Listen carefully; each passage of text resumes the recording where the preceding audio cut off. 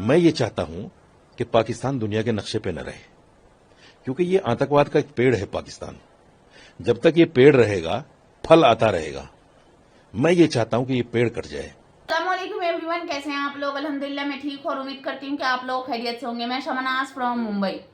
हिंदुस्तान के जाने माने मौलाना साजिद रशीद ने सोशल मीडिया पर आकर ये बयान दिया है और इस देश के प्रधानमंत्री नरेंद्र मोदी जी को ये मैसेज दिया है कि हम लोग आपके साथ हैं। आप पाकिस्तान को तबाह बर्बाद कर दो, पाकिस्तान को नक्शे से हटा दो। और जिस तरह से हमें फिल्म देखते हैं कि एक था टाइगर, उसी तरह से हम ये देखना चाहते हैं कि एक था पाकिस्तान, यानी पाकिस्तान का पूरी तरह से खात्मा होना चाहिए।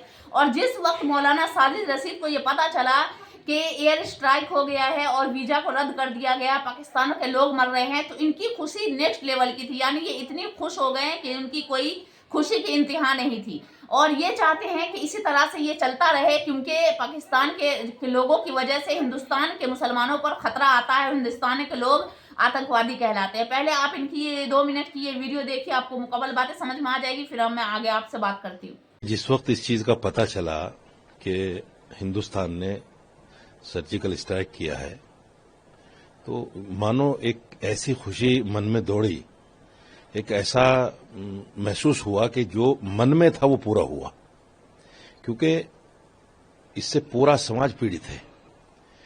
पाकिस्तान जो भी करता है उससे हिंदुस्तान में रहने वाला मुसलमान पीड़ित है। हम कुछ भी ना करके आतंकवादी बन जाते हैं, ये पाकिस्तान की वजह से होता है।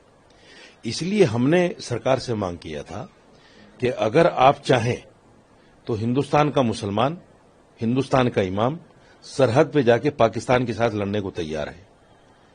या तो आप उनको ऐसा सबक सिखाइए कि दोबारा इस तरह के कृत्य करने की उनकी हिम्मत ना हो। ये जो कुछ हुआ है, मैं इससे संतुष्ट नहीं हूं। खुशी तो हुई है कि इतना कुछ हुआ है।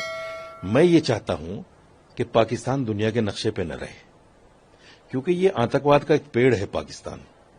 जब तक ये पेड़ रहेगा, फल आता रहेगा। मैं ये चाहता हूं कि ये पेड़ कट जाए, फिर आतंकवाद का फल नहीं आएगा। इससे सारी दुनिया का मुसलमान खुशी के साथ रहेगा, संतुष्टि के साथ रहेगा। फिर आतंकवाद नाम की कोई चीज नहीं होगी।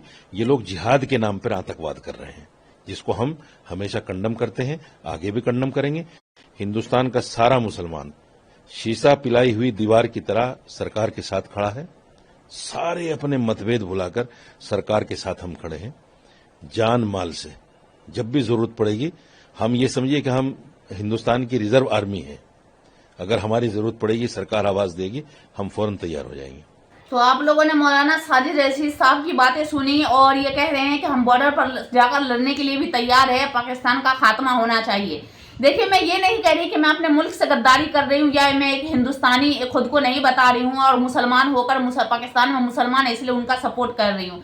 मैं इनकी बातों से सहमत नहीं हूँ। क्यों? क्योंकि पहलगाम में जो अटैक हुआ है या फिर जो हिंदुस्तान से जो मिसाइलें जा रही है, जो भी ये जो जंग चल रहा है, इसमें मासूम बेकसूर लोग मारे जाते हैं, वो अपनी जान गंवा देते हैं। जो अटैक करते हैं, जो आतंकवादी है, चाहे वो हिंदू हो या मुस्लिम हो, चाहे किसी भी कास्ट से क्यों ना हो, उनकी खात्मा होना चाहिए। आतंकवादी जो जहां से जन्म लेते हैं, जो आतंकवादी आतंक फैलाते हैं, उनका खात्मा होना चाहिए। लेकिन चाहे वो हिंदुस्तान का हो या पाकिस्तान का हो, जब मासूम लोग अपनी जान गंवाते हैं, रोते हैं, बिलखते हैं, तो ये मंजर बहुत ही अच्छा नहीं लगता। दिल रोता है, तड़पता है कि इस तरह से धीरे धीरे इंसानियत खत्म होती जा रही है।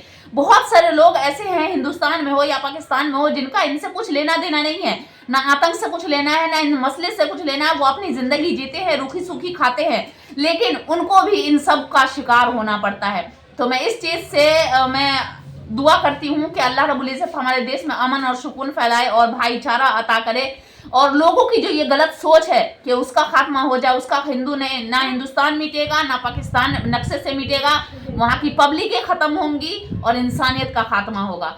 आपने मौलाना साजिद रशीद की बातें सुनी, आपको क्या लगता है कि क्या मौलाना साजिद रशीद साहब सही हैं? आप क्या सोचते हैं? कमेंट में अपनी राय का इजहार जरूर कीजिएगा।